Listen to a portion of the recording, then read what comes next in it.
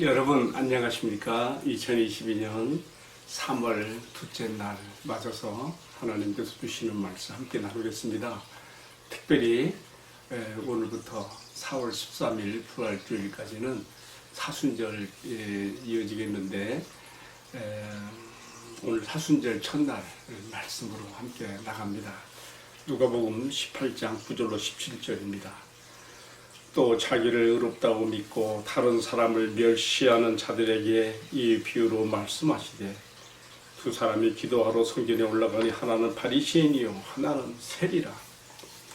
바리새인은 서서 따로 기도하여 이르되 하나님이여 나는 다른 사람들 곧 토색, 불의, 간음을 하는 자들과 같이 아니하고 이 세리와도 같이 아니함을 감사하니이다. 나는 일회에 2번씩 금식하고 또 소득의 11조를 드리나이다. 13절 이어지는 말씀 세리의 기도가 나옵니다. 세리는 멀리 서서 감히 눈을 들어 하늘을 쳐다보지도 못하고 다만 가슴을 치며 이르되 하나님이여 불쌍히 여기소서 나는 죄인으로소이다 하였느니라.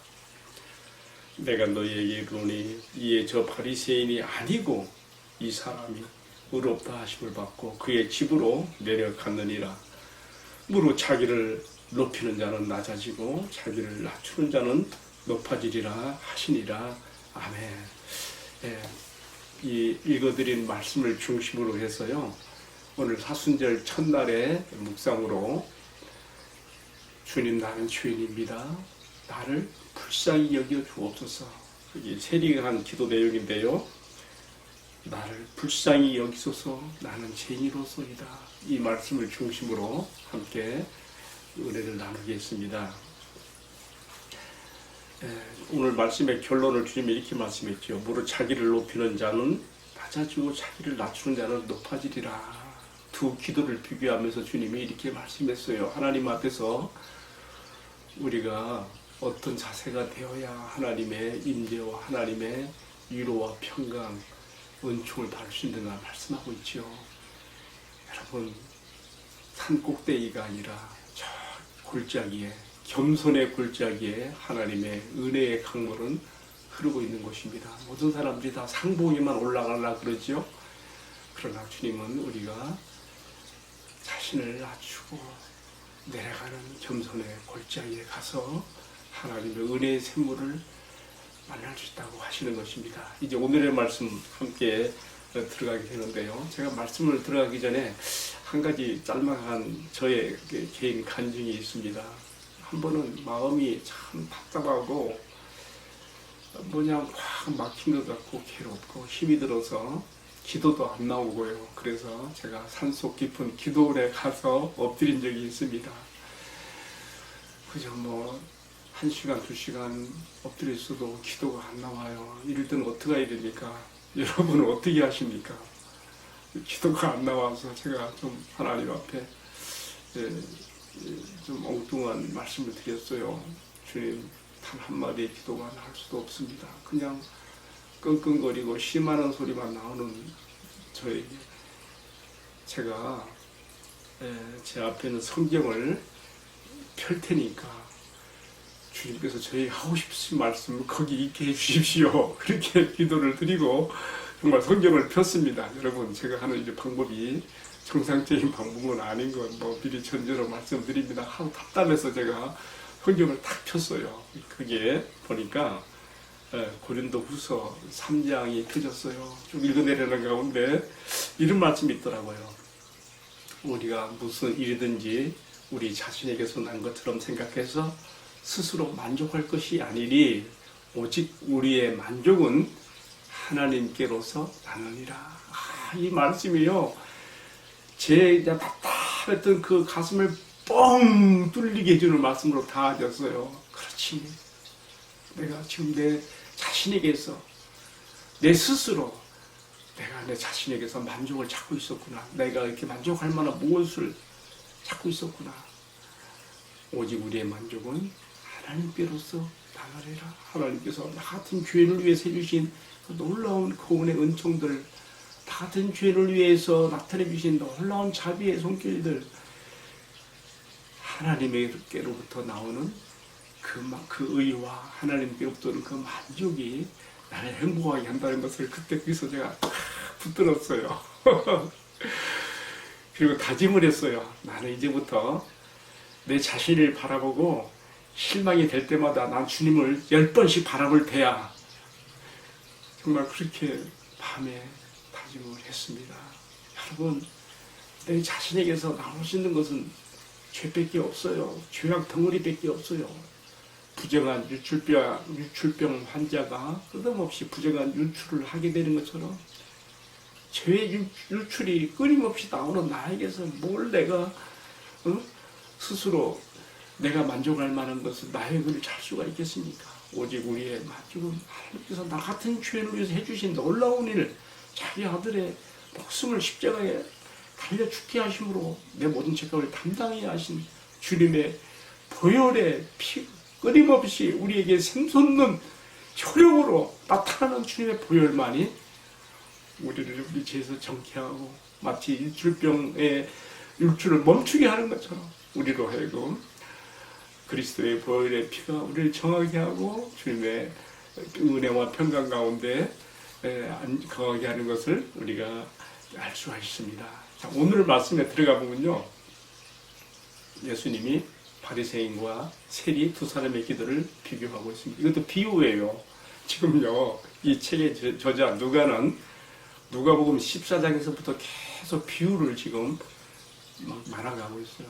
제 생각에는요, 여기에다 일부러 비유를 다 모아놓은 것 같아요.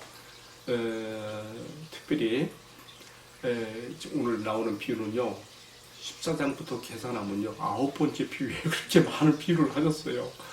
우리로 하여금 더 쉽게 이 말씀에 눈이 떠지게 하셔서 이렇게 하시는 것이죠. 자, 오늘 비유를 하시는 목적은요, 9절에 나와요. 자기를 어렵다고 믿고 다른 사람을 멸시하는 그런 사람들에 대해서 이 비유를 주신 거예요. 그러니까 지금 그 자에는 제자들만 있는 것이 아니라 바리새인도 있었단 말이에요. 어떤 그들이 정말 뭔가 뜨끔했을 거예요. 자, 이 비유의 내용으로 들어가 봅시다. 두 사람이 기도하러 성전에 올라갔습니다. 하나는 바리새인이고 한 사람은 세리예요. 자, 11절에 바리새인의 기도 내용이 나옵니다.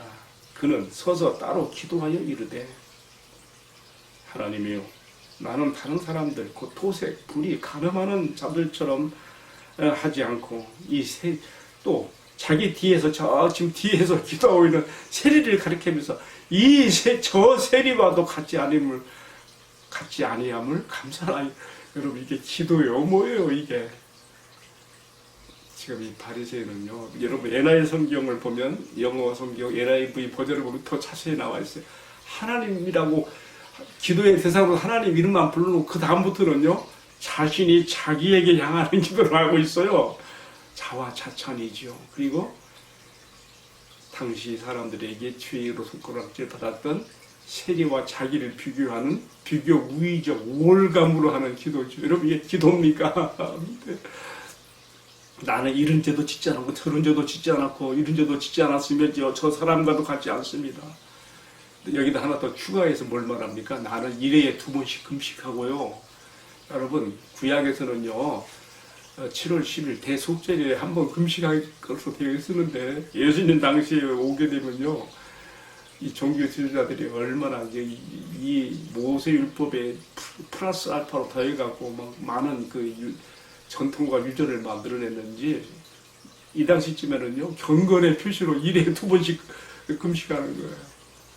과연 그것이 자신들의 하나님 앞에서 의를 이루는 것이 될 수 있었을까요? 주님은 아니라고 말씀하십니다. 그리고 또 뭐래? 나는 소득의 11조를 꼬박꼬박 드립니다. 얼마나 11조도 철저하게 했는가 보면요, 심지어는요, 텃밭에 뿌리는 박하와 운양과 근채, 그 나물의 뿌리까지도 세서 11조를 드렸다 했으니까 뭐 대단한 것이죠. 그는 하나님 앞에서 자기 자신의 종교적인 열성과 의로서 자신의 어떤 그 만족을 찾고 있는 모습을 봅니다. 하나님께 향하는 기도가 아니고 자기 자신을 향하여 하는 기도가 되었으며 자기에게서 어떤 만족을 끌어내는 그런 기도지요. 그런가 하면 세리의 기도를 봅시다. 13절 세리는 멀리 서서 우선 자기 선정에 있어서도 삼촌이 옆에 나가기가 너무 부끄러웠는지 지성소에서 멀리 떨어진 곳에 서서 그것도 하늘을 바라보지 못하고 어떻게 했어요? 기도도 안 나와요. 그래서 어떻게 했어요? 자기의 가슴을 치며 이게 하나님 앞에